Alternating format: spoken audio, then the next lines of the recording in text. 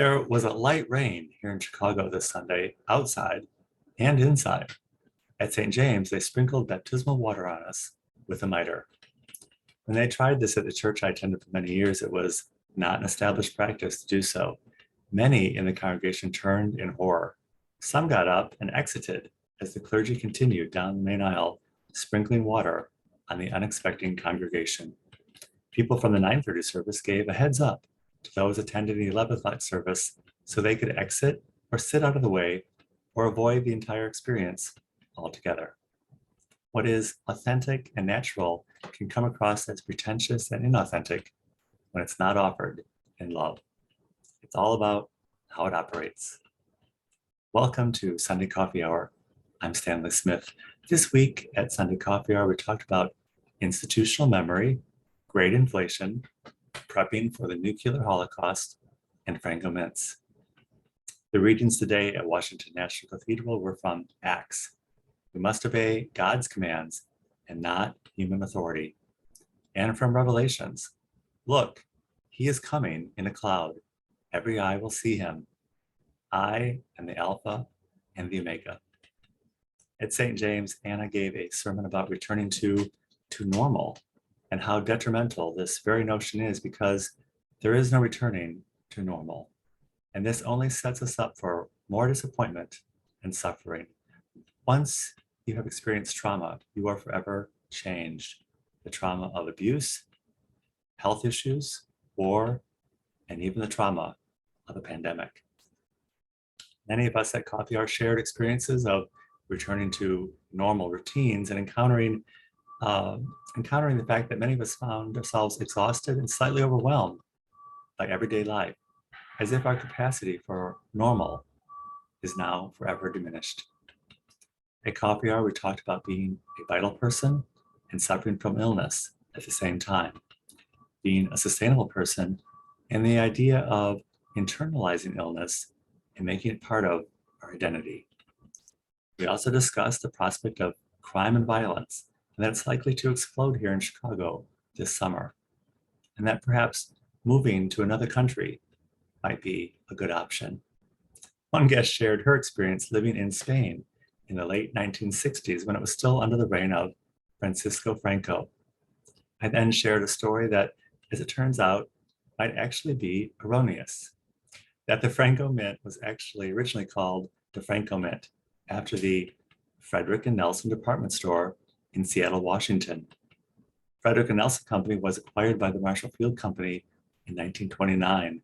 When war broke out in Spain under Francisco Franco, the name of the mint was changed to Franco. This was a much repeated story, even at Marshall Field and Company State Street store, where the mints were made for 70 years on the 13th floor. I might as well be an expert on that because I walked down the stairs from the 13th floor to the employee lunchroom every day when I worked at the State Street store in the late 1980s. I remember the stairway was literally covered in chocolate that was tracked on the workers' feet from the kitchen. And I once encountered a shovel covered in chocolate leaning against the stair rail. Whenever anyone was invited to dinner party, a box of Franco mints always made the perfect thing to take. It was always appreciated and special because it was from Marshall Fields. So much of social history is forgotten now, and we discuss the need for institutional learning in our time, but we seldom hear about that concept in today's world where all is being swept away. We hear that many young people are unaware that we used to live under the threat of nuclear annihilation, and that this threat is real again. Some are apparently unaware that these weapons still exist in the world. They're under the impression that they were like milk bottles we returned for a deposit or something. It's truly startling. We're presented so many things today with very little context or nuance. During the Omicron variant, I was so intrigued that the variant was named after the Greek letter O. I was intrigued because I thought the letter O was omega, as in alpha and omega. When I looked it up, it said the Greek alphabet has actually two O's. One is the small o, and one is the large O. The large O literally means the end and completion. And I believe it was the last letter in the Greek alphabet to physically make it so. Yet today we are offered the omicron as if it has been diminished in our time, the O itself, by the scientific naming rights, a certain sleight of hand. As we are exiting the pandemic narrative, we are apparently forever changed by the trauma of it all. And this is something perhaps you're experiencing. It is all more reason to look around and find what you need to hold on to. What is life reaffirming to you? I took a conflict resolution workshop years ago, and in the workshop, we first had to work with those at our table to discuss what our experience was growing up, resolving conflicts. We all pretty much shared the same experience that growing up, there were never any conflicts to be resolved.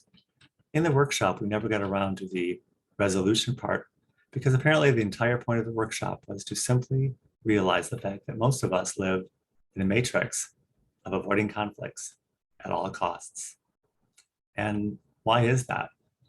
Probably because none of us want to be a hypocrite. And what's worse than being a hypocrite? Pretending you're not and trying to be something you're not.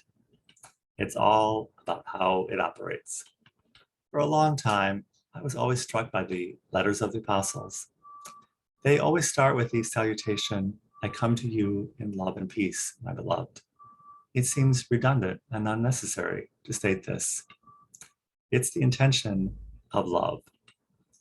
The inauthentic always reveals itself because it is not coming to you in love.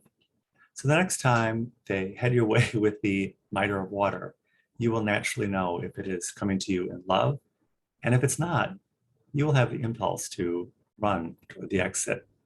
As we move through this time together, this post-pandemic narrative, run toward what you need and rejoice when you find it. And when you do not, don't walk, but run from anything that is not speaking to you in love today and always. If you would like an invitation to Sunday Coffee Hour, I will include my email in the description of this video, and I look forward to seeing you very, very soon.